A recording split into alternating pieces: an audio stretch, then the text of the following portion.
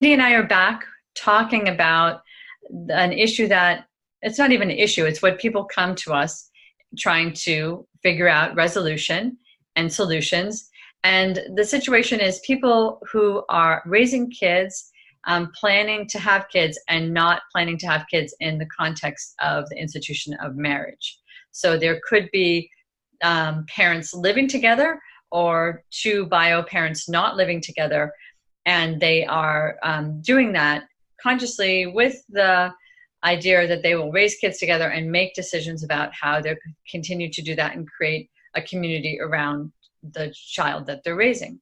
So I don't know if you're finding this as much as I am, Cindy, but I'm imagining that you are, because we had a conversation about it, that a third of the couples aren't marrying and having kids, that's not how people are defining adult success.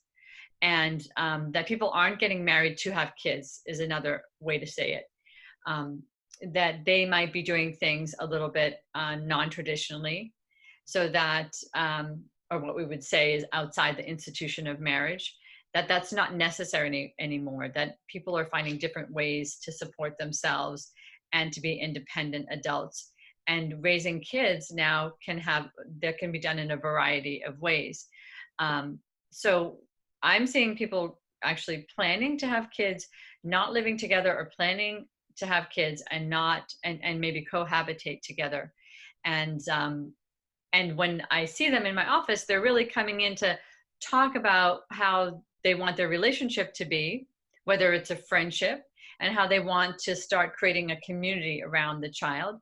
And then they're also talking about things like how to deal with finances and support when a person is off work during a maternity or paternity leave, and how that gets supported. So I think one of the things I want to make really clear is I'm not pro marriage. I'm more pro clarity, that I really want people to be really clear about the decisions that they're making, so that kids can also get the information and structure that they need to feel safe and stable, however families are developing. So I wonder how, once I've done the emotional work, when the cases come to your office and you're doing the legal financial work, how you started out, and what are some of the main things that you try to educate people on so that they develop structure around them. Great, Susan, thanks. Well, the clarity is so important, because if they're clear about how they want to raise their children and we can get it down in writing, that avoids it can be awful litigation that could go into this. So the goal is to help them come up, you help them come up with their parenting agreement. And then my job is to help make sure that the child is protected and that they've done what they need to do to ensure the child's financial well-being, and work together to make their decisions. And so the most important thing is that each parent is at the hospital, it's called the Voluntary Declaration of Paternity. So it's important that the birth mother will always be on that form, but that the birth father signs that form, and then it's assumed, and under the word paternity is a legal term, but it actually, the court interprets it as fatherhood, even though it doesn't necessarily. In these days, it's the other parent. So that the father or the other parent is on that voluntary declaration. Whoever the other parent is. That sets up the first step towards legally protecting that child, so that both parents are viewed as the parents, and the child is going to be financially taken care of by both parents, and can, inherit from both parents should anything happen, and so forth. But that's the first step. And if that's not done, it can always be done after the fact, and then they can file it with the state.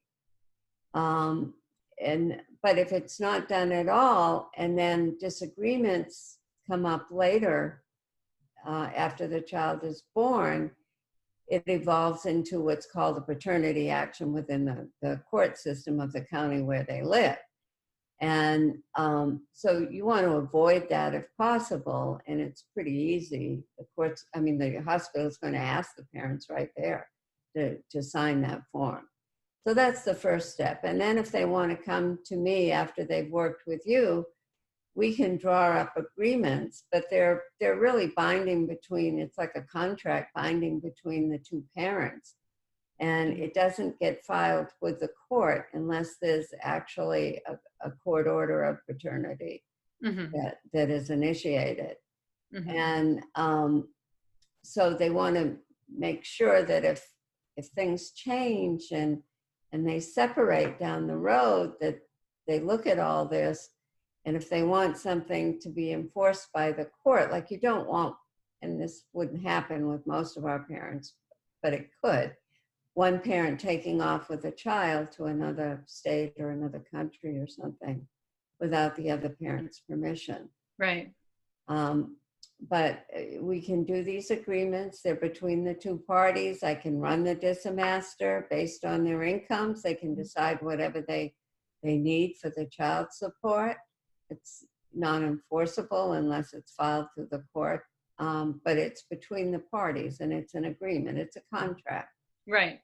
They have a lot going on when they're having this baby. So as you mentioned, they don't think about this or want to approach it right now, but it's always easier to get agreement in the beginning. And then as years go on, if the relationship breaks down, it becomes much harder. So it's really important to try to work on these agreements now. And I like what you said about revisiting them every year. Children's needs change all the time. Right. Our needs do too. And so it's really important to keep these plans flexible. Right. Also, And that's the whole idea about the parenting plan too, is like the courts only want to see the parenting plan one time and everything else can be a written adjustment. So you have a historical document that every time something's changed, it's written somewhere and it reflects the change. But the initial parenting plan is the spirit that you're going in at the beginning with how you're going to be supporting each other to raise this child and how you're going to be supporting the child.